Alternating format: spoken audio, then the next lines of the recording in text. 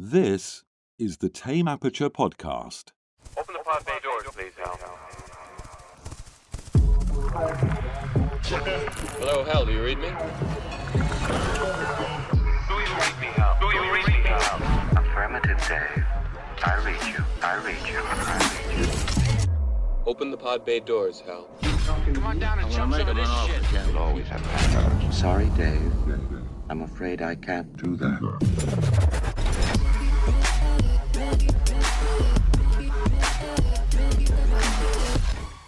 Hey everybody, welcome to the Tame Aperture podcast where we talk all things movies from first-time directors, indie films, art house, and much, much more.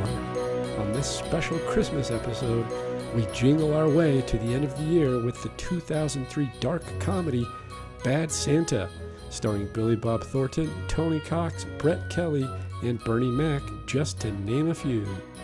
A miserable conman and his partner pose as Santa and his little helper to rob a department store on Christmas Eve, but they run into problems when the conman befriends a troubled kid. Bad Santa premiered in November of 2003 and grossed close to $80 million worldwide box office on a budget of $23 million. Roger Ebert sums it up nicely, giving the film 3.5 out of 4 stars, stating, "Bad Santa was a demented, twisted, and unreasonably funny work of comic kamikaze style." I'm Gabe Vienendahl, filmmaker, film instructor, and movie enthusiast, and I'm joined by none other than Mr. Alan Martindale, veteran podcaster and editor. Alan, how the hell are you today? Merry Christmas, ho ho ho! I did. This is my kind of Christmas movie. Oh, Alan, I have something for you. Oh, cool. Oh, nice. You know what? I was actually gonna throw one of those on, these Santa hats that you just threw on, but I don't have one, man. I'm a Halloween guy. I I'm not a almost Christmas forgot guy. it. And I Nice. bought it just for this podcast because I know how much you love Bad Santa. I love this movie. It's so good.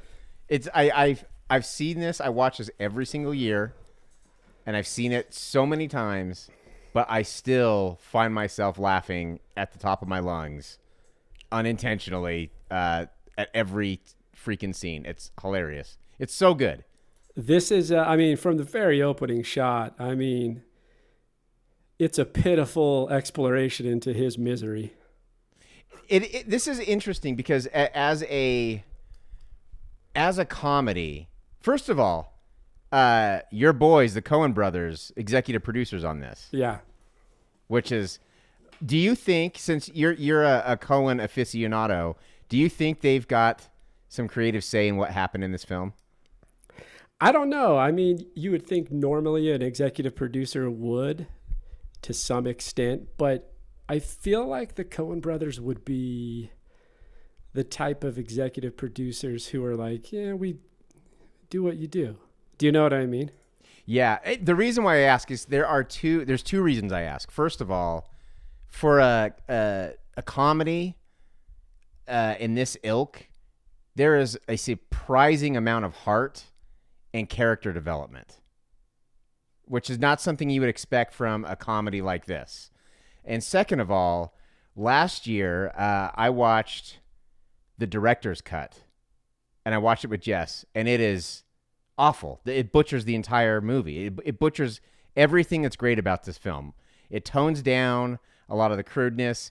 It really, just shoddy character development. There's little to no arc in the director's cut. And here's the thing. That's the one I watched. Oh, is it?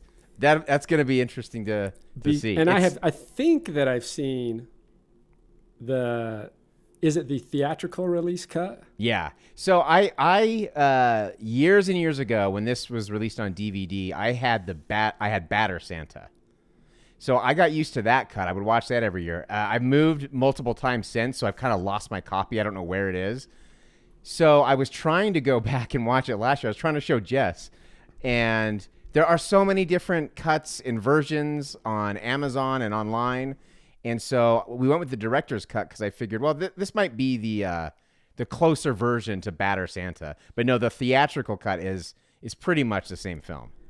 Yeah, so I just did the Amazon purchase, and I've seen the film a couple times over the past 17 years that it's been released now.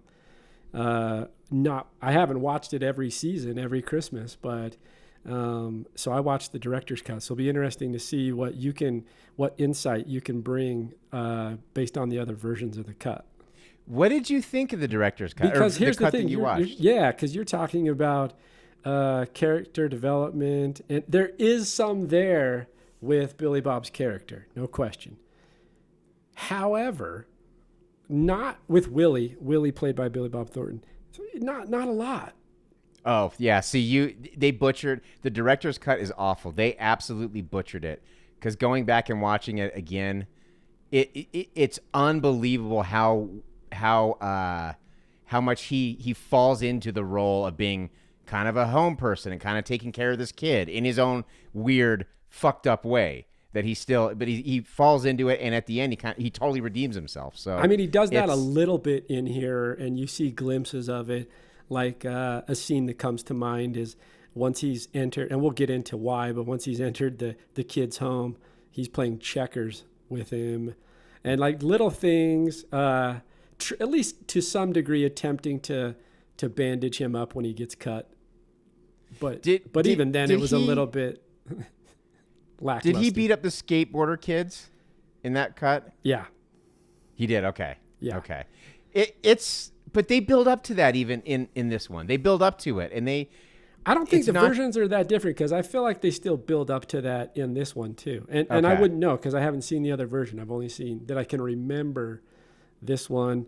Maybe I don't know what the differences would be even if I saw it because I haven't watched it closely enough or compared the two. Yeah. Well, and that's a good point. I don't know.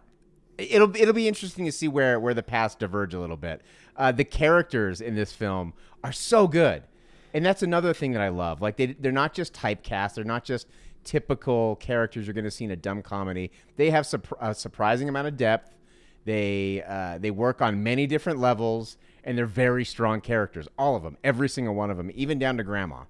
Yeah, I mean the idea of a thin, chain smoking Santa Claus is funny. Like there's nothing about his physical appearance that indicates he should be the traditional look of what Santa is. And then here's what I found interesting that I really enjoyed. I think that from the beginning, it's built well because Terry Zwigoff, who directed the film, builds this great juxtaposition of the narrative from the start, because the way the film starts is it feels very traditional Christmassy. It's this long take, this long pan. You get the musical Christmas element in the back, and then it pans in and they're into this party and there's a Christmas tree and everybody's having a good time.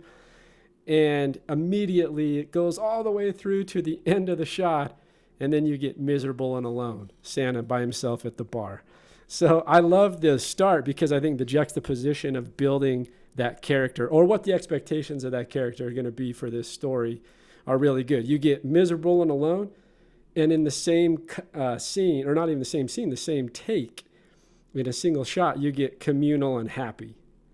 Yes, right? Without ever changing in a cut.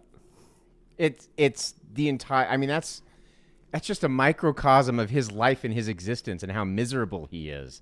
That he cannot find joy in anything, and that's even when we'll kind of go through it. He is a shopping mall Santa Claus. If you haven't seen this film, now if you've seen the marketing, you might think it's one thing. If you've seen any of the marketing for this film, and I understand it came out 17 years ago, so you may not remember it, but it was kind of zany. It's a quirky, zany comedy, about a rude Santa Claus, and it's far more in depth than that. It is hilarious though, but it's far more in depth than that.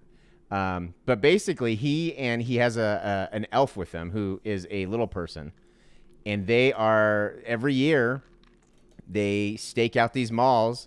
They get a gig as shopping mall Santa Claus and his elf, and then they rob the mall on Christmas Eve, and then they leave town. And so that's kind of the setup. And you see them pull the job, and then you see them kind of celebrating after, and then you hear Willie, who's Billy Bob Thornton's character, who is Santa Claus. He's determined to turn over a new leaf. He wants to be better. He wants to be happy. He just doesn't know how to. So he thinks going to Miami and living in the sunshine is going to make him happy, and it ultimately doesn't. Yeah, I mean, I don't know if he wants to be happy, Alan. I think he's fighting it. I think his instincts are telling him not to be happy, but I think he wants it. He's okay. Because the interesting thing about like the first 20 minutes of this film is like, or even longer, like his character to me never changes. Now his character is hilarious. I mean, right. The concept of who he is, what he is, and also the fact that we never really understand any of his exposition. We don't understand the backstory too much until later he divulges a little bit about his dad, but it's brief and it's not overextended. Right. And I love that, but you know immediately that he's miserable. And I don't know if he wants to change. He's just kind of in this rut. And I don't see a glimpse of or desire to want to change. When it flashes forward 11 months to after the first robbery. So we get an indication, like you mentioned, we see who they are. They're career criminals robbing from malls as Santa Claus and his elf. And then it flashes forward 11 months. So it's now prepping for the next season. But he's in Florida. He's sitting on, or he's enjoying the lump sum of cash that they got from the previous gig. The alarm goes off and he's immediately pissed off. Well, my favorite scene in when they're in Miami is when he's behind the bar, because he says I'm going to go to Miami. I'm going to get sober. I'm going to turn over a new leaf. Things are going to be better. I'm out. Like, I don't want to do this anymore. I'm out. He even tells his elf friend that he's out. And of course the elf friend doesn't believe him because he's a disgusting, pathetic drunk, and there's no possible way he can change. But then cut to him in Miami behind the bar chopping limes. It looks like he's in paradise. And then you get the reveal that he's just the bartender. The actual bartender comes in and says, "Get out of my bar," and which I thought was hilarious. It's just a good little play. And then you get a glimpse of even when he found his ultimate paradise, of where he thought he could be happy, he's still miserable. He's still absolutely miserable. And there's nothing that's going to change about that. Yeah. See, I don't even recall. See, this is where the cuts might divulge, and we might be discovering something here, unless I just completely skipped past. I doubt it. You're pretty. You watch these movies pretty carefully. I don't think you just missed a whole chunk. Well, I don't recall him. I recall him being in Florida, but like looking at women in bikinis, playing volleyball. He does that, but I don't remember the part where he is behind the bar. Oh yeah, it's great. See, this is why the director's cut absolutely butchered this movie. It absolutely butchered it. It's not the same film. If they cut out that entire sequence, that is a great sequence, because it's, for a second there you think that he made it and he's following through on his on his dream, but then it just comes out, no, he's still just a piece of shit scumbag, and he's always going to be one. That's exactly what he did in this one. He never goes and does behind the bar. It cuts to Florida and he throws an alarm clock pissed at the wall. Yeah, see, this is why I don't like the director's cut. I remember watching it last year and being done, and I'm like, that was not the movie I remember. Like, that was not nearly as good as I remember it being. And then rewatching it this year, I was laughing my ass off the entire time. You gave up on the Santa hat. It's getting too hot, dude. It's getting too hot, man. It's getting too hot under that hood. So I don't. That's what I was referring to. Is I didn't get that. It cut straight to him in Florida, being pissed off and drunk in a hotel, watching girls on the beach. And I mean that's still in there, but that's after the reveal. So here's what you got to do. Here's your assignment. After tonight, you got to rewatch it, and you got to watch the regular theatrical cut, because it's just so much better. It's a different movie. It's got a lot more heart, a lot more feeling, and a lot more of a character arc. It's great. What does that say about That's interesting to me that it almost seems the opposite of what I would expect. Yeah, and that's why I was asking about the Coen brothers, if maybe they had a little bit more say in what was going on creatively, because it's a tremendous film, and the director's cut just butchered it. And usually it's not that way. Usually the director's cut will make it better. That's what I mean. I feel like what happened there, because it's I'm trying to wrap my head around the idea that potentially you would think that the director's cut would be the better cut. You would think so. I don't know what he was thinking when he But chopped I'm this not thing going up. crazy. That part's not in there. He does not like behind the bar, Yeah. chopping it up, having a good time. It cuts from him robbing the first mall to him being in Florida for like 2.5 seconds and then jumping to Phoenix. And so now, so I'll have to do my homework and watch the theatrical release and see kind of where the nuances is. Because I think I do disagree a little bit in that I don't know that his character arc changed all that much. And part of it, I can see what you're saying. I didn't get any of that possibility of hope in this cut. Right. And that's the entire thing is, and so when Jess and I watched this last year, she hated this movie because she doesn't like Billy Bob at all, but she thinks that he was extra disgusting in this movie. And I can see why, because he doesn't change in that version of the film. He doesn't grow. He doesn't change. He doesn't really, I mean, there's like kind of a token mention or nod towards him trying to be better and do something for the kid, but you really do see it in the theatrical version. I mean, let's be honest. I mean, I'm not saying Billy Bob as a person, but his character in this film, William, is despicable, unflattering, annoying, unapologetic, crude, rude, low-down dude. But then people not people, but there are two people in particular who just absolutely love him. The kid, obviously, and then the girl. Yeah. And I can't remember what her name was, but for some reason she's obsessed with him, and the kid is just that shot when the kid is standing next in line to see Santa Claus, and just the pure awe in his face is amazing. And the snot on his face. And the snot on his face, yeah. He is just starstruck.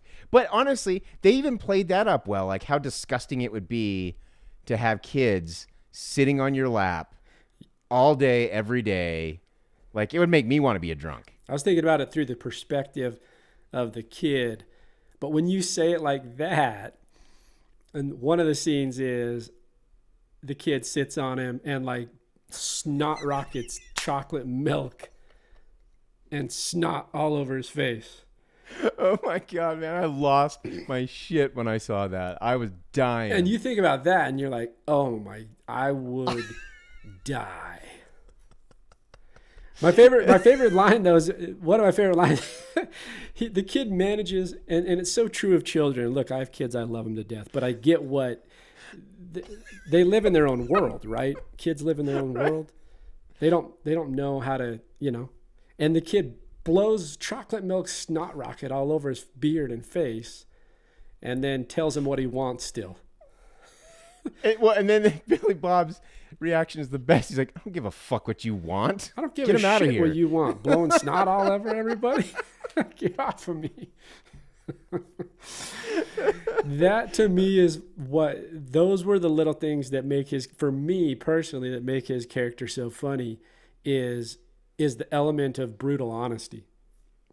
Yeah, I mean, that's kind of the saving grace, because if you were just to follow this guy around, he's deplorable. He's disgusting. He's not a good person, and it'd be so depressing to watch. But they managed to make him just funny enough and make everyone around him just funny enough that it's still interesting and entertaining. Yeah, I wrote in my notes like the way he treats kids, it's so funny, but it's inappropriate, it's obscene, and then I just wrote, it works. It totally works. Totally works. It's so good.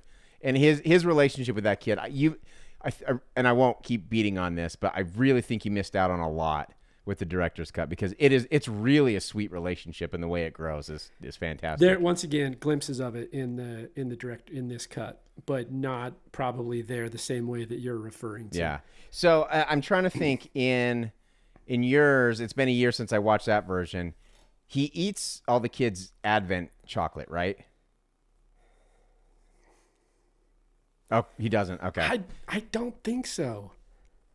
That's another really important part. So the kid obviously shows him his Advent calendar and how much he loves the Advent calendar and how cool it is because it has chocolate in it and you open it up every day and you get a story and you get chocolate. And one night, Billy Bob gets super drunk and he eats all of the Advent chocolate, just like tears apart the Advent calendar. He wakes up the next day and he sees what he's done and he feels guilty, so he puts it back together. I've seen this cut, though. Yeah. But I do not believe seeing it in this director's version. It's a much sweeter way because he does feel bad, but it's also done in a very, it's still true to the character because the kid's opening it up and he's like, and I thought of you with this one because he opens it up. He's like, there's a candy corn in this. And Billy Bob looks at him and he goes, well, they can't all be winners, can they? Dude, truer words were never spoken. Yeah, because candy corn's the worst, as we've talked about many times. By the way, a side note, what's the deal with Advent calendars? Because they don't make them anymore. I can't find them. Oh, my daughter has one. I went to Trader Joe's. My daughter comes to me, says, "Hey, this is no joke. Like a week ago. Hey, Dad, let's go get an Advent calendar for me and the boys, her younger brothers." Okay, go to Walmart, nothing. Go to Target, nothing. Go to the local grocery store, nothing. Can't find one. Then I finally go to a fourth store, and they have one, but it's these silly, broke-ass Advent calendars. Nothing traditional, nothing normal.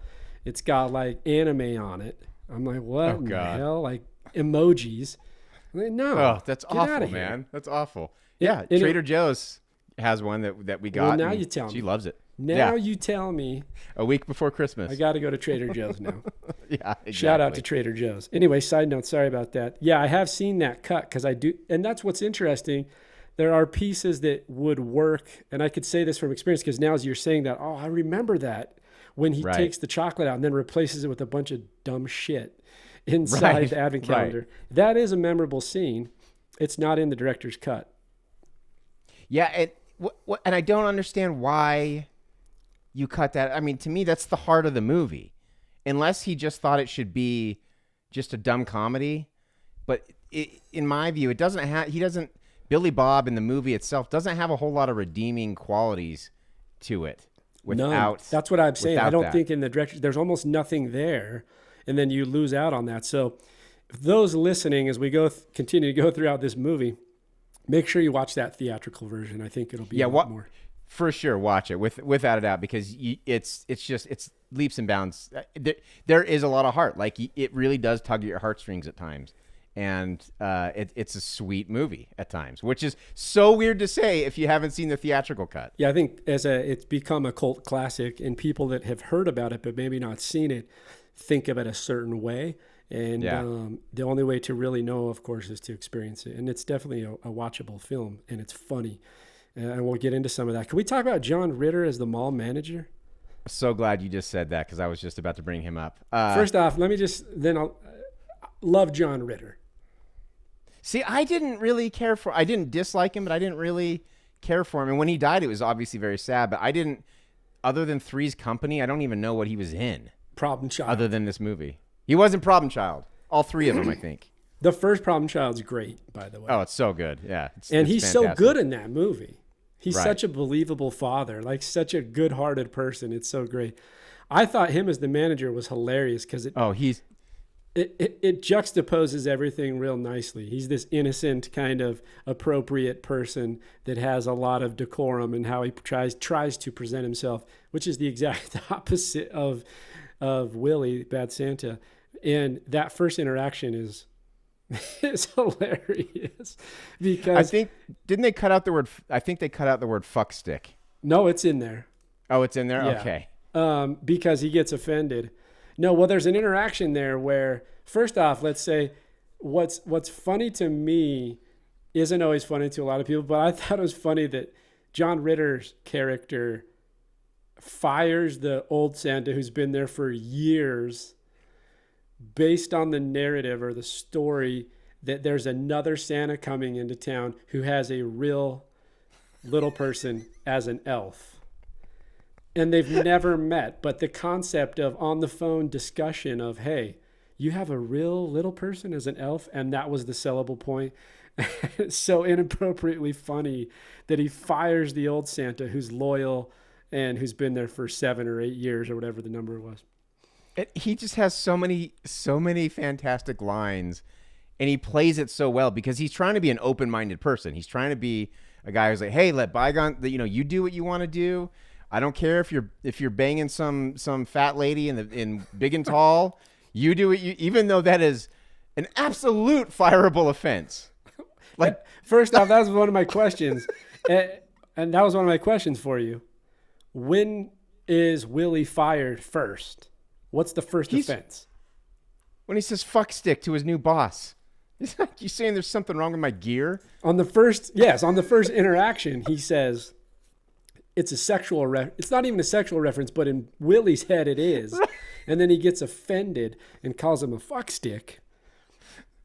I think he's talking about, and then he goes, he's not going to say fuck stick in front of the children, is he? Just that's why I like Jonder's character. So lines. There's innocence to him, and this apologetic nature of like, okay, I'll forgive him for this one time, and he's just he can't be mean. It's almost the exact opposite of Willie's character.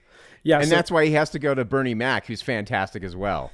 I mean, rest in peace, both of those guys. Both of them rest in peace. And I actually put that in my notes again. Bernie Mac as the head of the mall security, and I about halfway through my notes I put, I need more Bernie Mac, like I need more, and I need it earlier. Like I want to see him when he stops the young child shoplifter stealing Xbox games. That to me is a great scene. It's like an old school parent from the 60s or 50s. It really is, man. And pull your damn pants up. Pull your damn pants up. He's What's so kids funny these days. I mean, he doesn't take shit. He lays the law down. It's the exact thing that parents nowadays don't do, including myself. Oh, totally. Softies. And if I remember right, I think in the version you watched, he's not in it nearly as much. Yeah, that was in my notes. I need him more, and I need him earlier. Yeah, I would agree with earlier, but that introduction's great with the cigarette that just burns straight down. It's fantastic. It was a great shot. It's just like, it's all you need to know about him. So good. No, I think, and that kind of sets up there's 2 other characters that we've yet to introduce. One is what's her name? Lois, who plays Marcus's the little person, his wife. Oh yeah. And then you mentioned Sue, and Sue is the love interest or attraction for Willie or Billy Bob later down the road. So that kind of sums up the bulk of the characters of who's in the film. Yeah, and everyone's great. Everyone's great. I love everyone's performance. I love who they cast. I love the way they play everything. It's fantastic. When the kid, and by the way, the kid is just, his character name is the kid. Yeah, his real name is Thurman Merman. Yeah, at the end you see something in the credits, right? Oh no, it's actually in the. It is in there in this version. Yeah, he shows Santa his report card because he's proud of it. You got all C's and 1B. I swear, where did I go during this? Maybe I missed that part too. It's out. It's not in it. Like I'm telling you, the sweetest moments between Billy Bob and the kid are out of the movie. It's inexplicable to me. But he looks at it and he goes, "Is your name Thurman? Your name's Thurman Merman?" And just the kid doesn't understand. He's like, yeah, like that dumb look on his face. I mean, the kid, now there's a sympathy there for this kid because about 25 minutes into the film, we introduce him. I mean, there's a complete innocence to this kid. You know? Yeah. It's the exact, once again, counterpointing everything there is to know about Willie or Santa, like his dark view of the world. The kid is the exact opposite. Yes, exactly. And that's why it's so, I use the word scary because I don't know what else to I don't know what other term to use, but it's scary to think that this dark human being, Billy Bob Thornton, Willie, is going to come into this kid's life. This kid is already, he's got a very shitty life. He just doesn't know it. He has no idea, and he's got this optimistic view of the world, And you find out later that he's a little bit more sharper than he lets on during the movie, but he's got this optimistic view of the world, and you're just desperately hoping that Billy Bob doesn't ruin him. Well, the kid follows after work. He follows Billy Bob to the bar. He's behind. He's like often. He's not like right next to him, but he's just kind of. What's the word? He's kind of. He's following him around. Because ultimately, the thing about the kid is there's 2 times that I can think of where he saves Billy Bob.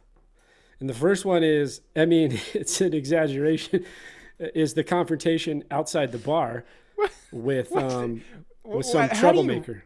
How do you rate that? How do you rate that?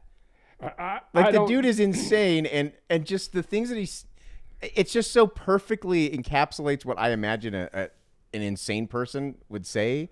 I just don't know how you even come up with that. Well, there's an encounter with a troublemaker, some guy that confronts him outside the bar and literally starts calling him homosexual and then wants to rape him. That's basically the gist of it. The best part is when the kid comes up and he goes, "Little boy, go away. I'm doing this for all of us." Yeah. What? What are you talking about? But in some way, the kid prevents him from being raped. Yes. He prevents Billy Bob from being raped.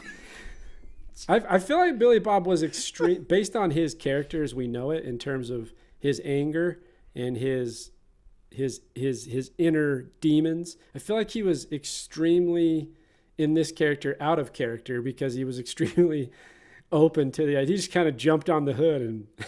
Yeah, I know. So maybe they were playing that in a satirical way, or you know what I mean? I think they were. Yeah. That was fun. I mean, it's great. Everything's great in this freaking movie. The kid basically prevents him from being raped, and as a result, we see a hint of sympathy, very small, but enough that Billy Bob wants to take the kid home because it's really late, and he's somewhat worried about him. Yeah. All very outlandish, but he takes him home, and then when he gets home, he realizes he walks it that it. He says, no, what does he say? What he goes inside? He goes inside the house, right? Yeah. So he asks, where's your dad? Dad's away exploring mountains on an adventure. Won't be back till next year. Where's your mom? And then what the kid says about where mom is hilarious. And I don't remember the exact quote, but go back and watch. And it's like she's in God's house with Jesus and something and the talking walnut. And the ghost and the talking walnut. The ghost and the talking walnut. And then, so who takes care of you? Grandma. Is Granny spry? That's one of my favorite lines. Granny spry? And then the kid comes in, he's like, Granny, are you spry? It's just, I'm just reciting the movie at this point, but it's just so goddamn funny to me. But he walks in. The concept being here is that he finds out that the kid lives with his senile grandma and no other adults in there. And the thing to me that was funny was when he's inside and he says, "Does your daddy have a safe?" Jump cut to the safe being opened. Yeah. Money inside. And then the "Does your daddy have a car?" Jump cut to tires squealing outside of you, like outside the house. And then the kids are chasing after the car. Bye, Santa. Yeah, and the whole time no just idea. believing. Yeah. But it's real funny up to this point. And all the characters that are introduced. Mm-hmm. There is a part where I get like to this 30-40 minute mark where we're into it, somewhere in that ballpark. I get at some point I do want to see change in Billy Bob's character. I get a little tired of the doom and the gloom after so long. It wears on you a little bit. I remember the part for me. It was after we saw a little bit of comfort with the kid, and I don't remember what part in the movie this falls, but it's after we've seen a little bit of comfort with the kid and a little bit of sweetness, hinting at some redemption, and then it just cuts back to him being passed out on the escalator. And then it's like, oh God, man! Like there wasn't even a setback to put him here. He's just a miserable person. Yeah, I'm trying to figure out what that setback would have been. I don't think it's ever really established. I don't think it is. I just think that's just how he is. He's just a miserable, terrible, dark human being. And while all this Every relationship's single- being built, we have John Ritter's character conversing with Bernie Mac, who's head of security at the mall, and basically trying to get him to do some dirty work and figure out who these two guys are, who the Santa is and who his elf is. And so Bernie Mac goes on the case. Man, like a seasoned PI. Which is hilarious. He basically finds out that in the meantime, one of the things is Billy Bob's motel that he was staying at. Somebody's inside. That person is Bernie Mac. No. Yeah. We assume so. I don't think we ever see it, but My thought, we assume so, the thought would be. Yeah. And so he Yeah. gets suspicious about going back to that motel. So he just goes back to the kid's house, and he's like, "I'm going to stay here. This will do. This is a good spot. This is a good spot." Yeah. It's great. And he's like the best line just kind of sums it up. He's like, "Why don't you go?" He's like, "I'm going to be staying here for a while. Mrs. Santa found me fucking her sister. Why don't you go draw me a bath?" Go draw me a bath. Because by this time he's met this bartender that he kind of takes a liking to. I mean, okay, she says explicitly that she's got a thing for Santa Claus. Yeah. But what exactly? I would take one whiff of him and run the other way. I mean, I'm not a woman. I don't know what women find attractive, but I can't imagine there's anything at all about him that is attractive. Yeah, I mean, the character is Sue. She's played by Lauren Graham. Lauren Graham is cute. Lauren Graham is, I think she's been on, Gilmore Girls. That's what I was thinking of. I'm not an Advent fan, but I know a lot of people liked that show. But she's cute, and I would do the same thing. Like, if you're in her shoes, what is so attractive about this sloppy Santa? But nonetheless, she has a thing for Santa, so they get it on. And then it starts this relationship. They kindle something.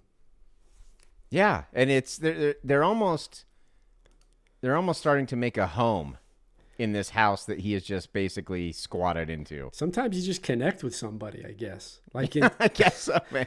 Beyond the physical, like there's some kind of thing there that you just kind of like, you know what I mean? So Yeah. whatever it is about him, I'm not sure because I think he's a complete loser. But Oh, so bad. he starts living with the kid, and Bernie Mac starts doing his background work. There's a scene in there. I can't remember if it's after or before he cuts a deal. He cuts a deal with Billy Bob to take half he knows what they're doing. He knows what they've done. He knows the jobs they've done in the past. He does cut a deal with them. Extortion. Totally extorting him. Yeah, because he holds all the truth that he found out about them from Ritter. He doesn't tell the mall manager. And not only that, he straight up says he's absolutely squeaky He's clean.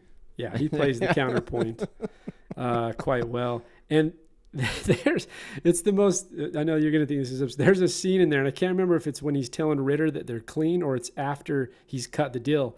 But he's pouring fiber cell, it's like Metamucil, into his drink. Now, here's the thing about that cut. If you watch it, anyone that watches it, watch Bernie Mac's face because he almost wants to vomit. I watched it and I rewound it Oh, once. really? I had to recheck that. Watch because he pours it in and then he drinks it. And if you look at his face close enough, he's trying not to throw up. The little intricacies, the little weird details about his character are freaking hilarious. Like when he's getting the pedicure, or when the way he eats his oranges and the way he smokes his cigarettes, just these little things that Bernie Mac throws in there. They're so freaking funny. Yeah, he's hilarious. But watch the Metamucil scene because he almost breaks character. It almost feels like a Saturday Night Live bit where he's trying not to laugh. But in this case, he's trying not to throw up. Oh, my God, man.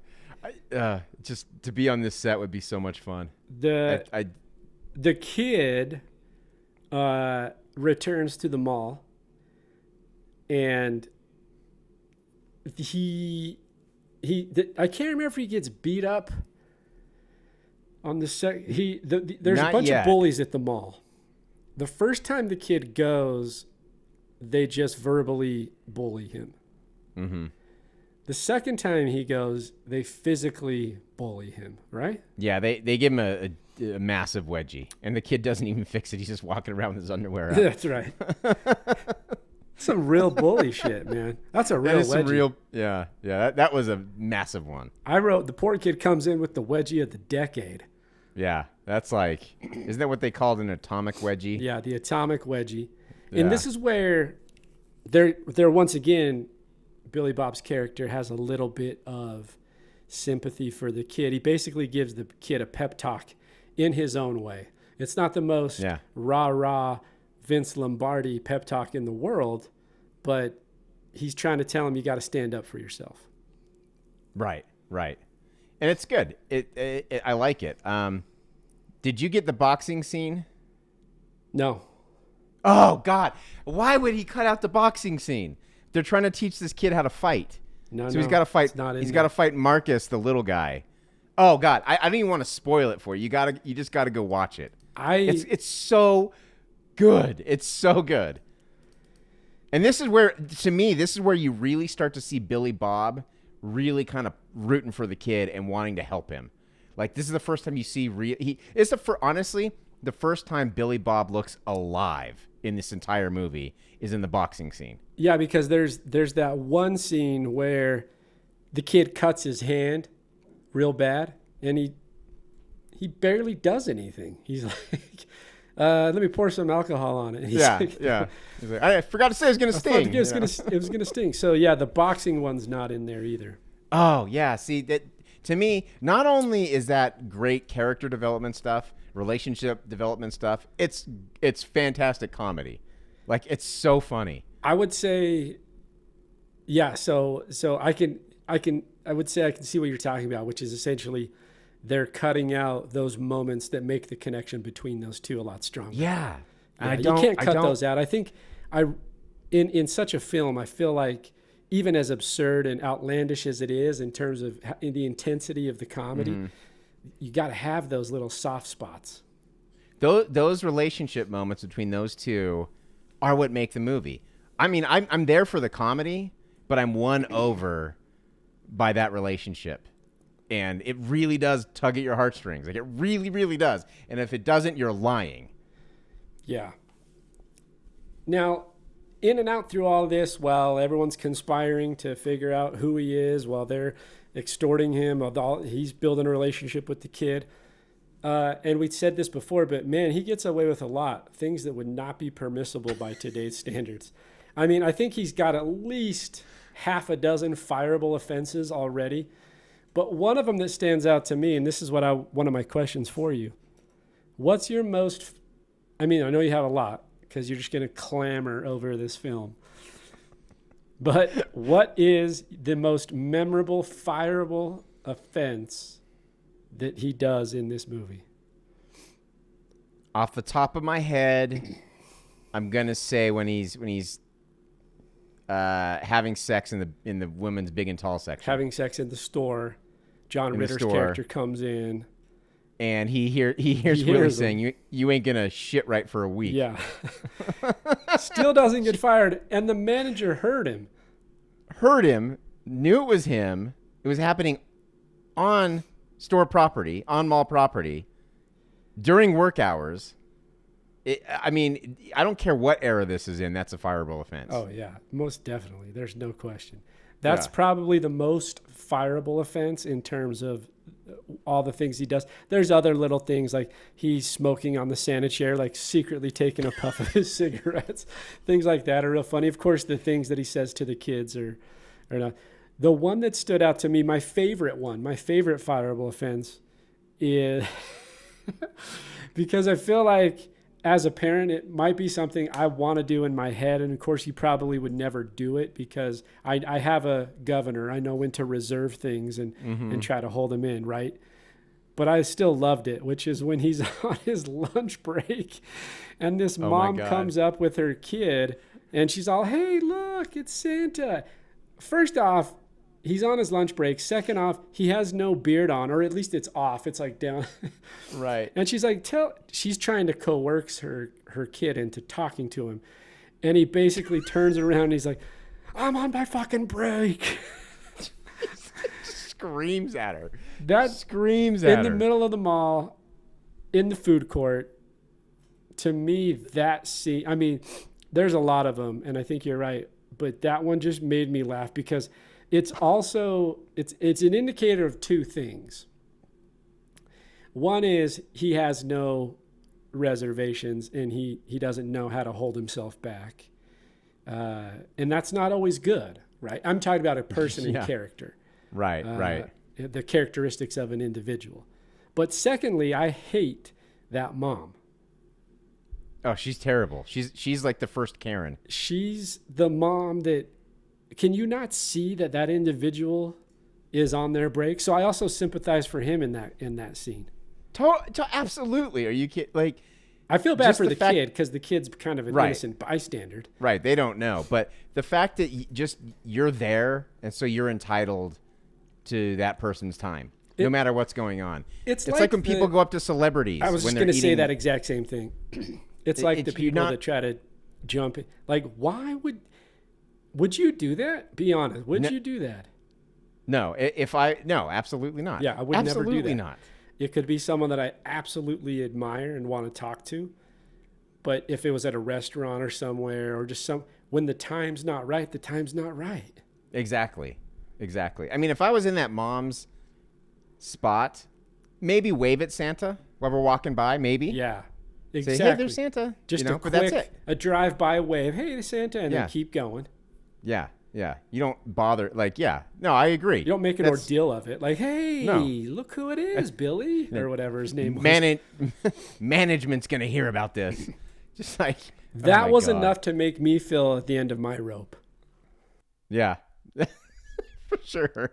And then, I mean, just his line, his response to her, it's just so telling. Just like, you think you can make my life any fucking worse? You go ahead and try. Yeah. You think I care? Management Like, will hear about this. Oh, really? Because management caught me having sex in the bathroom. You have no idea. I I'd have written that line. Really? I You should have can been try. fired 5 times today. Go ahead and try, lady. I'm on my 12th fireable offense today, lady. Going for a record. Oh my God.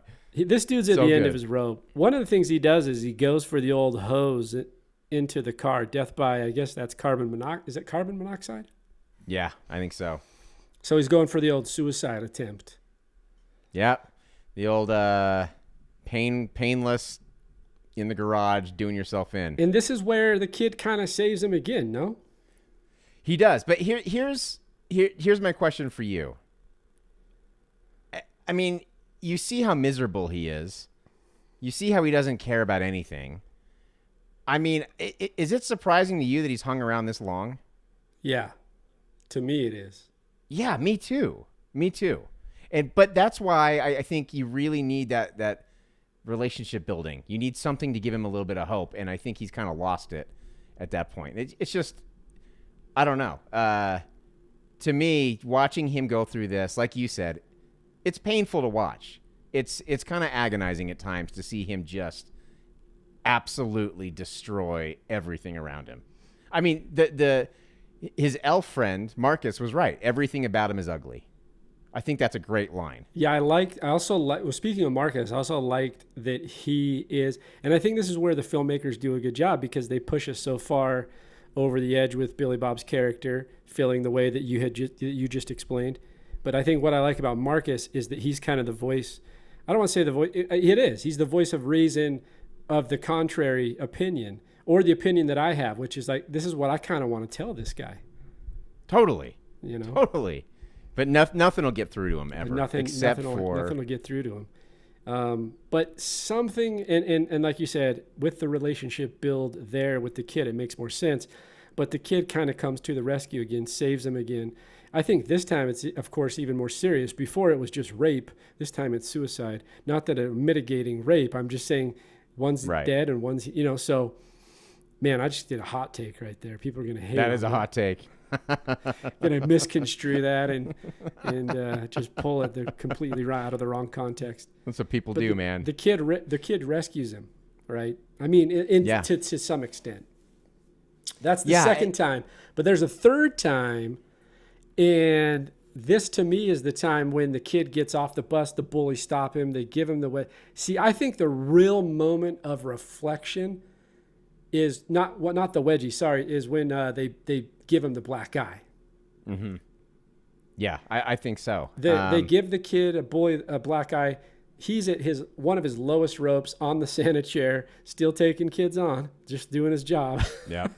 Yep. But he had the kid comes up. He's got a black eye, and he's like, "Where did that happen?" And then it cuts to him beating the shit out of the bullies. Oh, okay. So this is way different.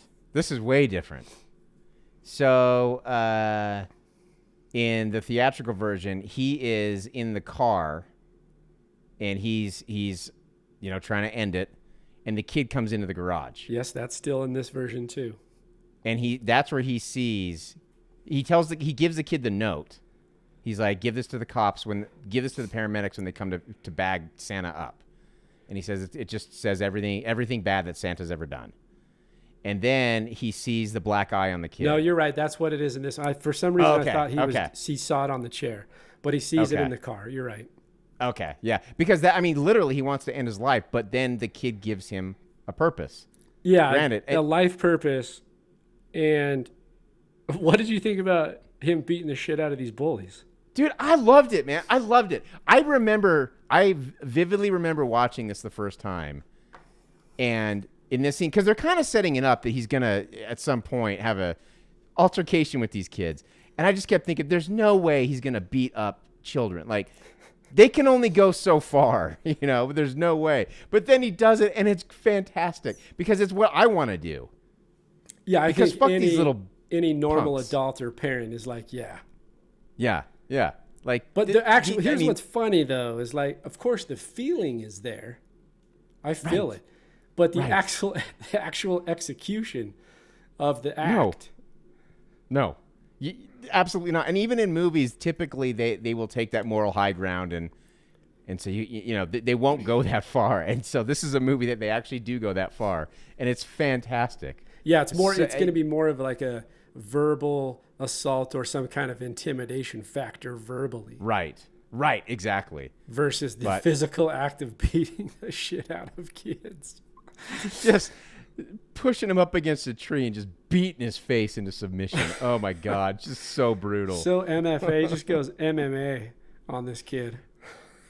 And I mean, it kind of looked like that was on mall property too. Yeah, another fireable offense. Not only a fireable offense, but that's called jail time. That's assault, brother. On a minor. Yeah, exactly. That's pretty messed up. So, I liked it, man. I was all for it. There's a redeeming value to it for the story, for sure. And then you hear him, he kind of does a little, not a monologue, but he has a little introspection. He even says to Marcus, I think I've turned a corner. Yeah. I beat the shit out of some kids today. But he does this as he's still drinking whiskey. So, how much, it's still in question of how much he's redeemed himself.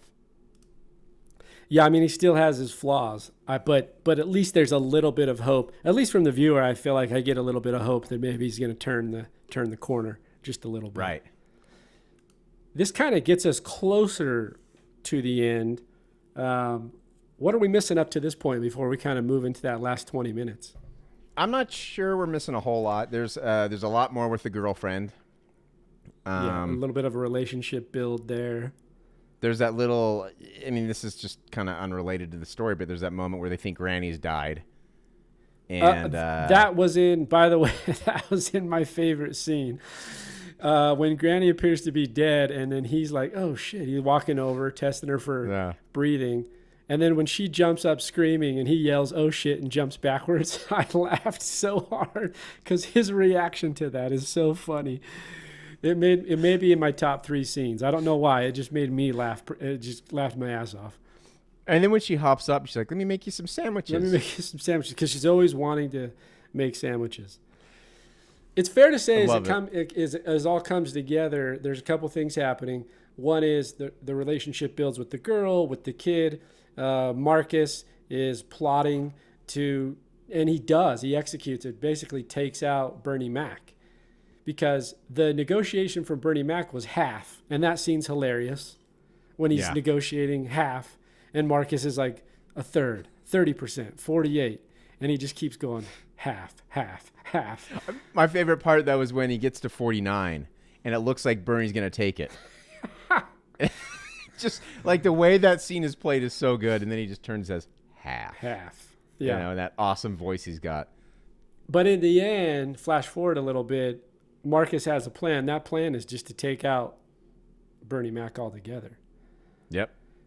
And the way they kill him, what did you think of the way they killed him? I mean, it's funny. It fits the movie's narrative. Yeah. That's when it went from, up to this point, we can kind of, I mean, it's very dark, but this is where it went super dark, I think.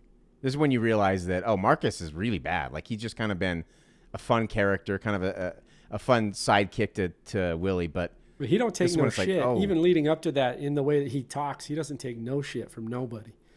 And his wife is, you realize that she's not just kind of going along with things and getting, like, she's an active participant in their racket. Yeah. Like, she's not just kind of standing by and getting free stuff from the store. She's actively participating in keeping them going. She's in it to win it.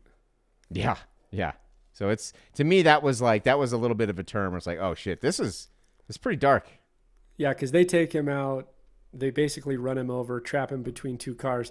Then he pulls his head behind the back tire and they run him over. Oh, see, that wasn't, I wish they would have kept that part in. Oh, was that not so? So that's not in the theatrical cut. No, that's one thing that I think they did right in the directors. Yeah, that, to me, that was pretty damn dark, because they end up flagging him down. They plan it all out, but they're flagging down Bernie Mac to get a jump on their car. He pulls over. They put the two cars nose to nose, and this leads to them ramming him into between the two cars. Then he's broken ribs, broken legs, and Marcus drags him over behind the back tire of the van, puts his head under the back tire of the van. They don't show it, but they insinuate that they run over him. See, I like that. I wish they would have kept that in there. What's funny is you say that, and I thought about Alan. I'm like, this turned into for about 15 seconds, it turned into a horror film. Because that's brutal. That's super brutal. So you like missed smashing between two cars part. is one thing. Yeah, that sucks. So his character's dead, and now they're getting to this last con job, everything they've been working up for throughout the whole season, and they get in there, and there is so Marcus's job is to do a lot of the logistics and the pre-planning, and he also fronts it with the money.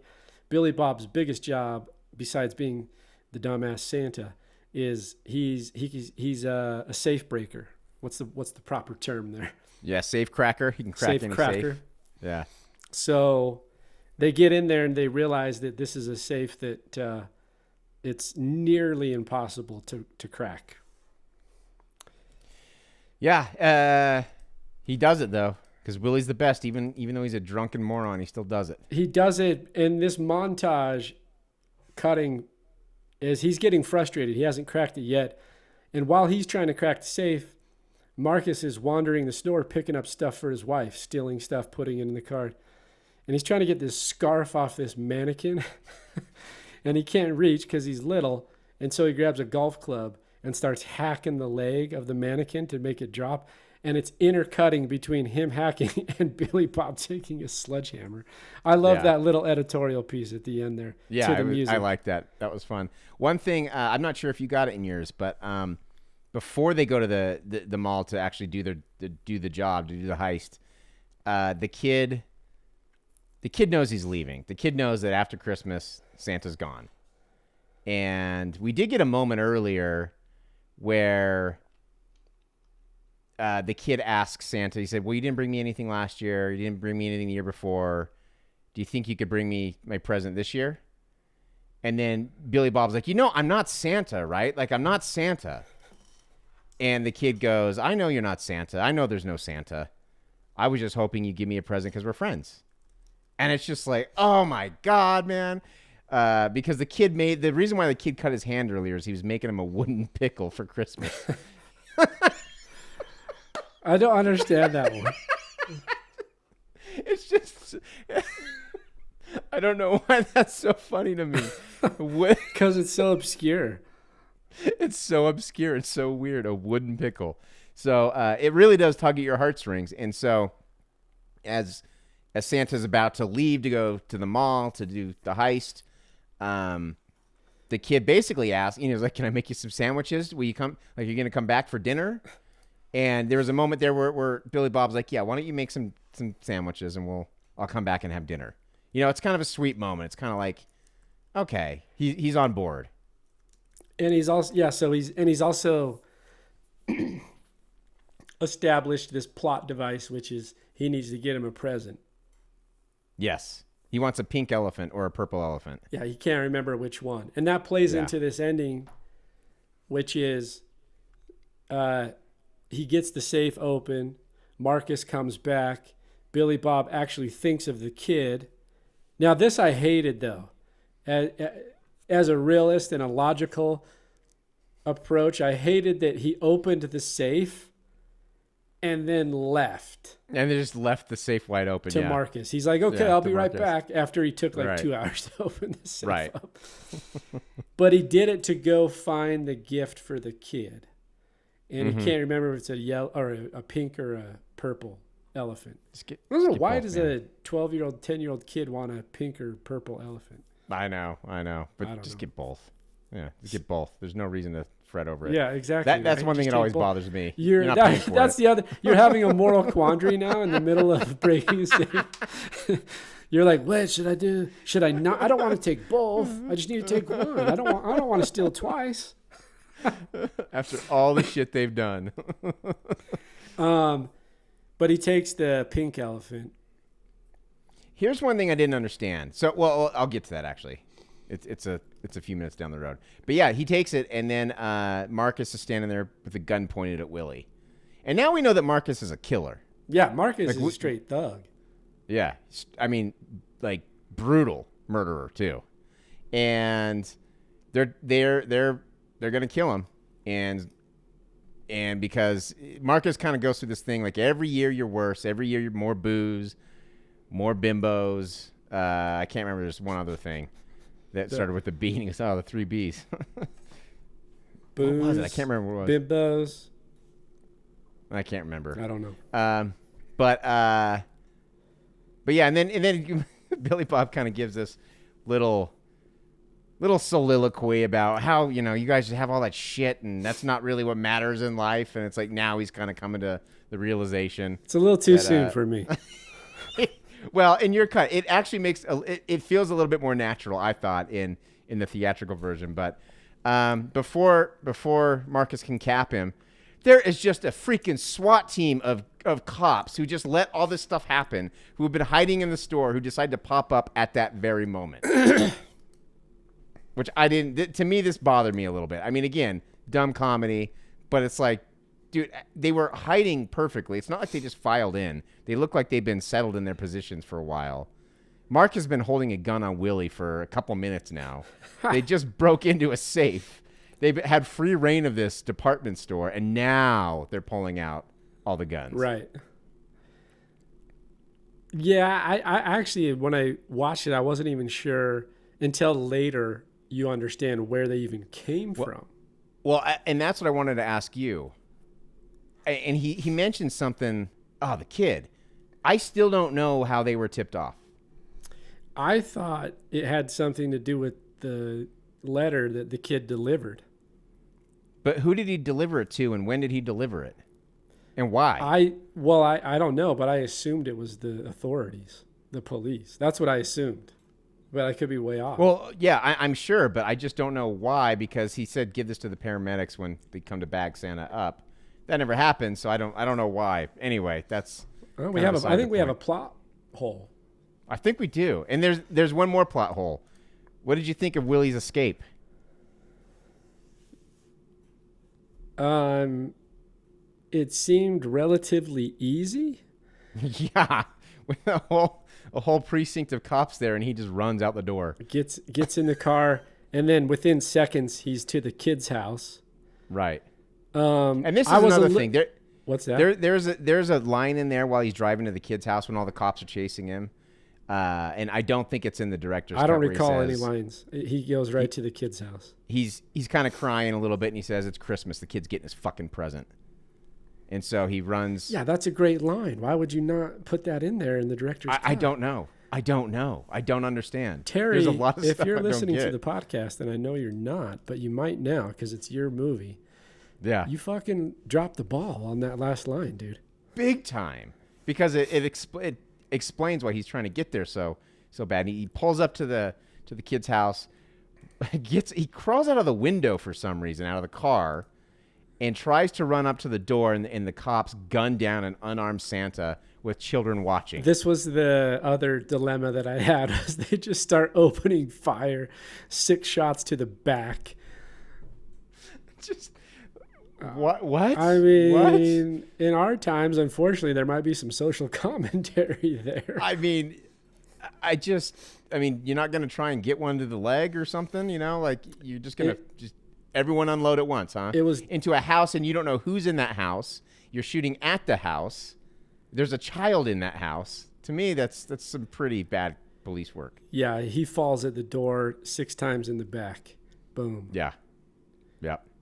And I remember the endings being different. Tell me about your ending. He gets shot. Then there is a letter that arrives for the kid. The letter talks about how he's getting better and healing up, and it gives you some of the ending of the storyline, which is that he, of course, survived the shooting, but also Sue, the girl that he likes, has kind of temporary custody over the kid. Okay, yeah, that's basically. And because of the letter, Willie's not going to go to the jail. Not going to go to jail. Correct, because Marcus got hit up with all the charges. Right. Him and his wife are now in prison. I think he called her that leather-faced mail order bride of his. Just like Jesus Christ, man. And that's basically how it ends. And then the last shot is the kid, which seems completely out of time reference, because the last shot on this one is the kid going out and cleaning the blood stain off of the porch that he got shot on. Yeah, it's different, totally different. So I like the theatrical ending better, because the kid. So Willie also sends the kid a present because he doesn't know if the stuffed elephant is going to be taken for evidence. So he sends him an extra present. It's a T-shirt. He puts on the T-shirt. He has that. That's in there too. And what did I think the T-shirt was different too? The T-shirt in this cut says "Shit happens when you party naked." Okay, that's it's the same thing. But instead of going out and cleaning blood, which doesn't make sense, he goes out and he's working on a bike. He's like washing a bike. Yeah. And then the skateboard kid comes up, and the skateboard kid's like, "Hey, your buddy's not here to save you." And he's like, "See, you got me a new bike, thanks." And the kid just screams, because they taught him to scream in the boxing scene, kicks him in the balls, rides away on the bike, and gives him the bird while he's riding away. That's way fucking better. Great. It's so great. It's such a great ending. I was confused with the blood cleaning because, wait, you had time to get a letter from the hospital that explains all these things, and now you're just barely cleaning the blood off the porch? Why would the 10-year-old kid be cleaning the blood? Right. It just was dumb. Yeah. So, dropped ball doesn't again, make any Terry. sense. Terry, Yeah. There's a few dropped balls here on your cut. I wonder if a lot of this stuff is he was forced to do reshoots and he wasn't happy with that. That's just total speculation. But I know a lot of the time studios will make him do reshoots, and maybe he wasn't happy with having to do it and he wanted his version. I don't know. Well, his version's not as good. It's not nearly as good. So I'm gonna make you go watch this movie at some point in this Christmas season. Watch the theatrical version because it's far superior. Our favorite time of the podcast. Google reviews. This will be interesting. I think you're going to enjoy some of these. A lot of them are that I'm scrolling through, all real good.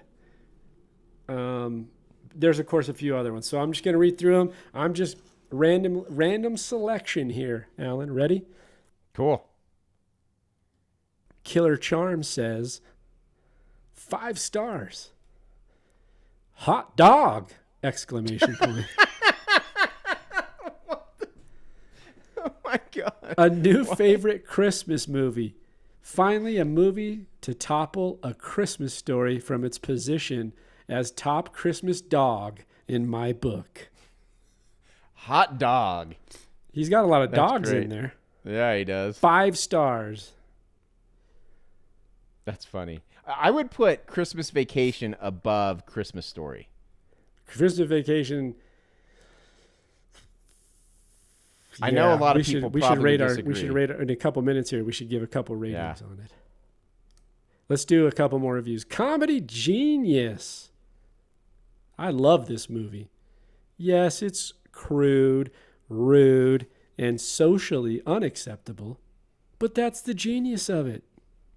If you don't like this movie, you don't have a sense of humor. I kind of agree. I mostly agree with that statement. That's a pretty good review. Good job, Michelle. I can dig it, right? Yeah, me too. Okay, let's get into still 5 stars, but this is how they start. From Greg, this movie is politically, morally, and spiritually incorrect. Spiritually incorrect. I have no Damn, idea man. what the hell Greg's even talking about. And then he puts a period. I loved it. Laughed my ass off. Oh, I see what he did there. See what he's doing there? Tricky Greg. Tricky, that's his name. Tricky Greg. Tricky Okay, let's Greg. get one here. I am not a prude, But there was not much to recommend in this movie. And I watched it all the way through. But it was about 1.5 hour waste of time. I just so wrong. So wrong. Not hours, hour. Not hours. Hour. So 1.5 people hour. that are listening know that I read these verbatim. I'm not. Verbatim, yeah. There is really too much cursing. There aren't many heroes in this movie. Glad that most normal people aren't this jaded about life. When you watch these things on Netflix, you take the bad with the good. And for me personally, this was bad. 1 star? It doesn't even have the rating. They're too chicken shit to actually put a star rating on there. They were so mad about this movie that they wouldn't even put a star rating. But 12 people found it helpful. Good. That's good. Okay, one more. Okay, this is a dumb one, but I'm going to read it. It's one of my favorite. I watch it every year. Billy Cox is great in it. Ho, ho, ho. Burp.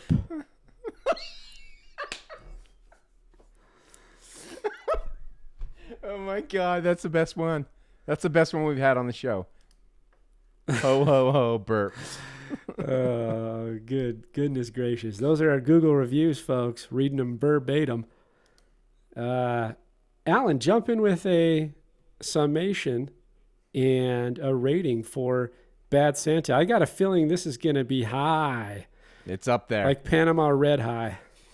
This is fantastic. Just go watch it. I mean, it's Christmas time.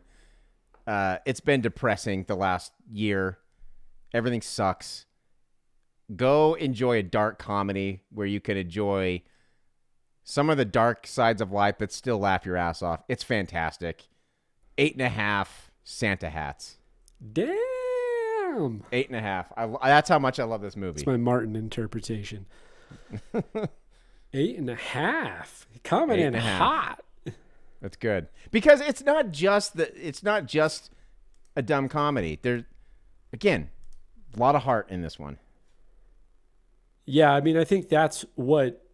Look, it's kind of interesting, and I think you were alluding to this at the beginning of the podcast, which is what makes a comedy like this work is if you can build a meaningful relationship.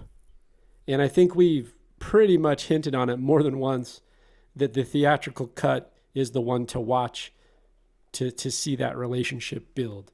So attempt all you can to not watch the director's cut, because I don't think it has the same meaning that it was intended. So we talked a lot about how great all these characters are. Is Willie your favorite character? Yeah, I mean, by far he's the favorite because he's the most villainous, and even there is that. I would say as a supporting character, I like Bernie Mac a lot, but yeah, Willie's my favorite character. Who's your favorite character in the film? I'd say Willie too. Yeah, I mean it's almost a no-brainer in this one. Right. I mean, so much so that what's interesting is that Billy Bob Thornton receives a Golden Globe nominee for this role. You're kidding me. Best performance by an actor in a motion picture, comedy, or musical. Billy Bob can act. He's a weirdo, man, but he can. Oh, he's a great. He's a good filmmaker too. He is. It's so yeah. I would say go watch this one. You know, look at like rewatchability. I mean, I could definitely watch this each season. So because it's because of that Christmas spirit. This is a fun one to sit back with your significant other, your husband, your wife, without the kids, and watch while sipping a cold one or doing whatever you do, because it fits into that perfectly. And it really does. And enjoy it, and get maybe a little bit hammered along with Billy Bob. Hey man, if there's ever a movie to do it, it's this one. In fact, there are so many differences between the director's cut and the theatrical cut. I told Jess, like, because a lot of the time when I watch movies to prepare for the podcast, she'll watch them with me. I told her, it's like, you don't have to watch this with me, because she hated it that much. Yeah. She just hated Billy Bob. I might make her rewatch the theatrical cut just to show, like, it is actually very redeeming and really good. Even though she will fight me on it, I'm sure. I might make her, because it's that good. Well, here's where we sit on our other ratings. We have a 79% from the critics, 75% from the audience on Rotten Tomatoes. We have a 7.0 on IMDb, right? And I'll come in with this. I'm going to come in a little higher than IMDb. I'm coming in with a 7.4. 7.4. I got to edit this because I got to think about. Oh, here we go. I'll come in with a 7.4 wooden pickles. Oh, that's a good one. I should have gone for the wooden pickle. Because Alan loved the wooden pickle so much.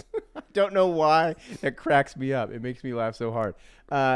I would be interested in, obviously not going to redo a whole podcast, but I would be interested if you decide to watch the theatrical version to see what you would give that as a score. Maybe on a future podcast, we can just real quick get your rating on that if you decide to watch it. Yeah, I'll definitely find time to watch it. I'm sure it'll go up just based on what you're telling me alone.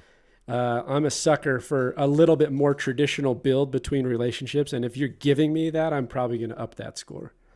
And I hyped it so much, you're probably going to watch it and be like, what the hell is he talking about, man? He doesn't. No, I'm just kidding. No, look, I recommend it. And we talk about rewatchability. I think it's there. This is a fun one. Look, I like the tagline. He doesn't care if you're naughty or nice. I mean, that sums it up. This is Bad Santa. A miserable con man and his partner pose as Santa and his little helper to rob a department store on Christmas Eve, but they run into problems when the con man befriends a troubled kid. Bad Santa, 2003. This is Gabe and Alan with the Tame Aperture Podcast, signing out. The Tame Aperture Podcast is produced by Dutch Angle Pictures in association with Studio B Productions. Listen, watch, and subscribe on Apple Podcasts, Google Play, Spotify, and YouTube.